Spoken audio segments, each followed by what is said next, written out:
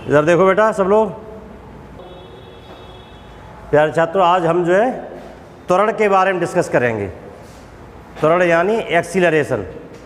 कल हमने बताया था जब कोई वस्तु गतिमान होती है तो उसके वेग में प्रति सेकंड जो वृद्धि होती है उसे त्वरण कहते हैं। वेग में प्रति सेकंड जो वृद्धि होती है उसे क्या कहते हैं? त्वरण।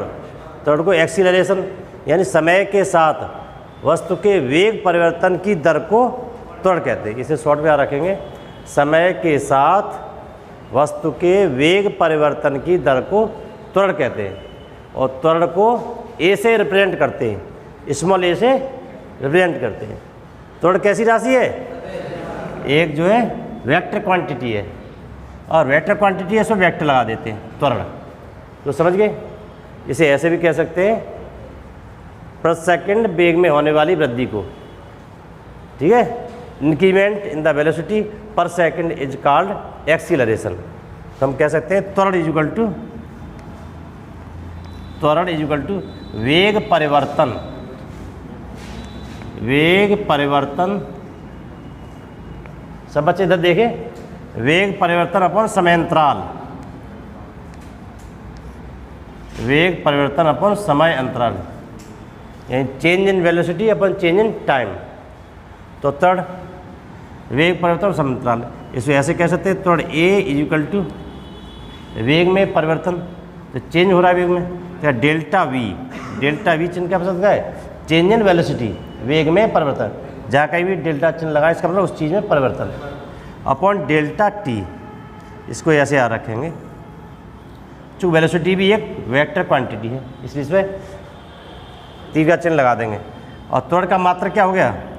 द यूनिट ऑफ एक्सीलरेशन, त्वरण का मात्रक। देखो वेग का मात्रक होता है मीटर पर सेकंड और टाइम का मात्रक सेकंड, तो क्या हो गया? मीटर पर सेकंड स्क्वायर। तो त्वरण का मात्रक हो गया मीटर पर सेकंड स्क्वायर। अब त्वरण की डायमेंशन जो विमा हमने निकलवाई थी पहले, यहाँ भी लिख लेते हैं। पहले चैप्टर में विमा वाले में हमने बताया था त्वरण की विमा, फिर लिखेंगे त्वरण की विमा, डायमेंशन ऑफ एक्सीलरेशन, वेलोसिटी की डायमेंशन, नीचे टाइम की डायमेंशन। तो वेग की विमा क्या होती है बता बच्चा? एल टी माइनस वन, ठीक है, ये हम पता। और टाइम की डायमेंशन टी, तो टी ऊपर जाए क्या हो जाएगा? त्वरण की डायमेंशन एल टी माइनस का 2। तो इस तरह बता त्वरण के बारे में याद रखना है, ठीक है। त्वरण का सूत्र, मात्रक क्या होता है इसका, और डायमेंशन क्या होती है। अब हम आपको बताएंगे त्वरण के प्रकार। द टाइप्स ऑफ एक्सीलरेशन, त्वरण के प्रकार।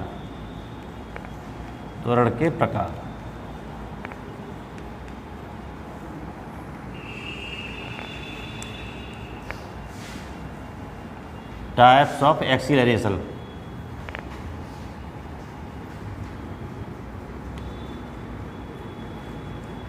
त्वरण कौन से प्रकार होते हैं? पहला जो होता है एक समान त्वरण।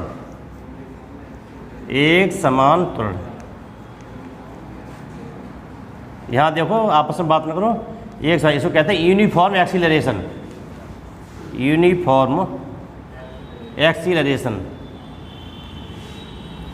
दूसरा होता है असमान, शांत रहो, असमान या परिवर्ती त्वरण,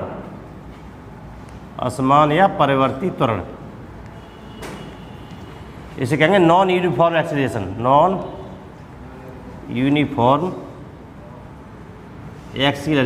शॉर्ट में ऐसे लिख देते हैं non uniform acceleration.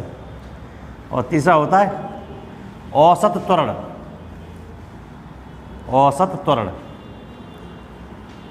Average acceleration. और फोर्थ होता है तात्क्षणिक त्वरण, इंस्टेंटेनियस एक्सीलरेशन।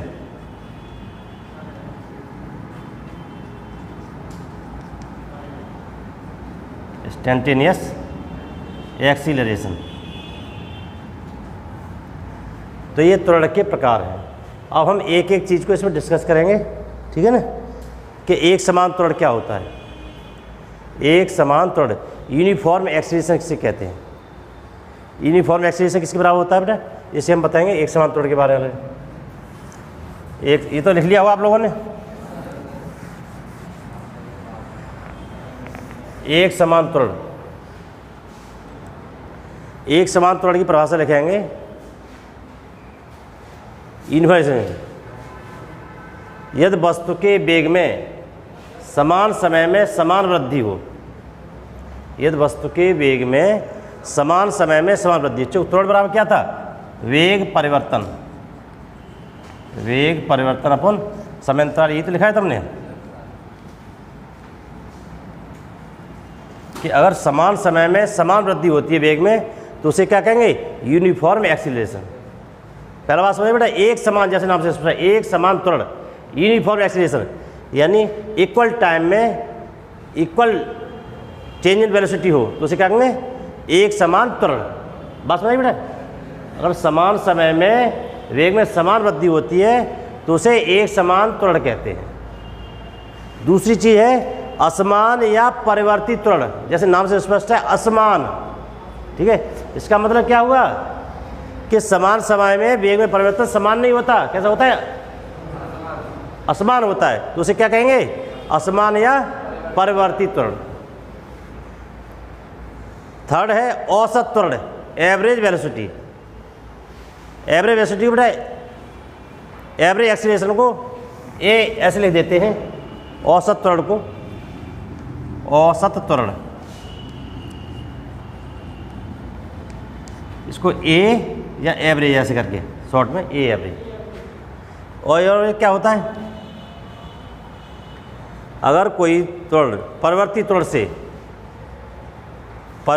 त्वरण से गतिमान है वस्तु तो वेग परिवर्तन और समय अंतराल के अनुपात को औसत त्वरण कहते हैं। यदि कोई वस्तु परिवर्तित त्वरण से चल रही है, असमान त्वरण से गतिमान है, कोई वस्तु चलती है, बताइए वस्तु कौन चलती है, जैसे मोटरसाइकिल या कोई भी मोटर व्हीकल चल रही है, कैसे त्वरण से चल रही है, और नॉन यूनिफॉर्म एक्सीलरेशन चल रही है। जब नॉन यूनिफॉर्म से चल रही होती है तो वेग परिवर्तन, उस समय वेग परिवर्तन और समयांतराल के अनुपात को क्या कहेंगे, समयांतराल के अनुपात को कहेंगे औसत त्वरण। इसको ऐसे भी लिख सकते हैं, ए एवरेज इक्वल टू वेग परिवर्तन, यानी बाद का वेलोसिटी v2, मतलब पहली वेलोसिटी v1, बाद में टाइम t2 और पहले टाइम t1, ये क्या कहला जाएगा, ए एवरेज। इसको ऐसे भी लिख सकते हैं, A average equal to delta v upon delta t।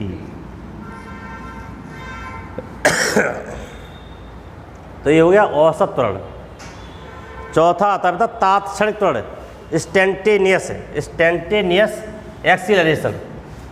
जैसी तात्क्षण यानी किसी क्षण विशेष पर, किसी निश्चित टाइम पर पूछा जाए तो उस क्षण विशेष पर वेग परिवर्तन और समयांतराल के अनुपात को, यानी यदि कोई वस्तु परिवर्तित त्वरण से गतिमान है, यदि कोई वस्तु परिवर्तित त्वरण से गतिमान है तो किसी क्षण विशेष पर वेग परिवर्तन और समयांतराल के अनुपात को तात्क्षणिक त्वरण कहते हैं। इस तरह हम ये त्वरण क्या होता है और त्वरण के प्रकार हमने ये बताए। अब बताएंगे आपको समय वेग ग्राफ के द्वारा त्वरण का मान ज्ञात करना। चलो लिखो बेटा, और वेग के बीच ग्राफ खींचा जाए तो एक्स अक्ष पर क्या लेंगे, टाइम, और वाई अक्ष पर क्या लेंगे, वेलोसिटी, वेग। वाई अक्ष वेलोसिटी, एक्स अक्ष पर टाइम। जब इसके बीच ग्राफ खींचते थे सीधी रेखा आती है, हमने बताए थे। तो देखो t1 समय, अगर t1 क्या है, टाइम, t1 समय पर वेलोसिटी क्या है, v1। आगे चलेंगे तो t2 समय पर वेलोसिटी क्या है, v2। ये t1 ये ग्राफ है इसका, velocity time graph. t1 time पर वेलोसिटी v1, t2 टाइम पर वेलोसिटी v2। और त्वरण हम पढ़ चुके हैं, त्वरण क्या होता है, वेग परिवर्तन अपन समयांतराल। वेग परिवर्तन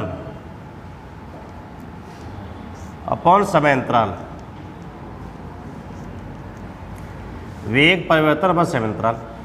तो त्वरण ए इजिकल टू वेग का चेंज कितना आ रहा है v2 माइनस v1, वेग का चेंज कितना आ रहा है v2 माइनस v1, तो लिख देंगे v2 minus v1 upon t2 minus t1। अब देखो बेटा ये v2 माइनस v1 क्या चीज़ है bc और t2 माइनस t1 क्या चीज़ है ac। तो इसको एक्सीलरेशन को हम ऐसे भी ले सकते हैं कि त्वरण A equal to B C upon A C, B C upon A C, B C upon A C. और ये क्या परपेंडिकुलर, ये क्या है बेस, ये परपेंडिकुलर है, ये क्या है बेस। और ये एंगल अगर थीटा हो तो परपेंडिकुलर बेस क्या होता है टेन थीटा, लंब बट्टे आधार क्या होता है टेन थीटा होता है नहीं होता है ट्रिग्नोमेट्री में, लंब अपॉन आधार equal to tan theta, perpendicular upon base equal to tan theta. तो इसे ले सकते हैं टेन थीटा। ये क्या चीज़ है रेखा ए बी का ढाल, ये क्या चीज़ है graph A B, graph A B का ढाल, ढाल यानी झुकाव। तो इसका मतलब होगा त्वरण जो है ढाल मतलब इसका झुकाव, इसकी स्लोप टेन थीटा। तो त्वरण को ऐसे ले सकते हैं बी सी अपॉन ए सी यानी ग्राफ ए बी का ढाल, ग्राफ ए बी का झुकाव। तो ये भी ध्यान रखेंगे त्वरण is equal to tan theta, graph A B का झुकाव। तो ठीक है बेटा ऐसे करेंगे। धन्यवाद।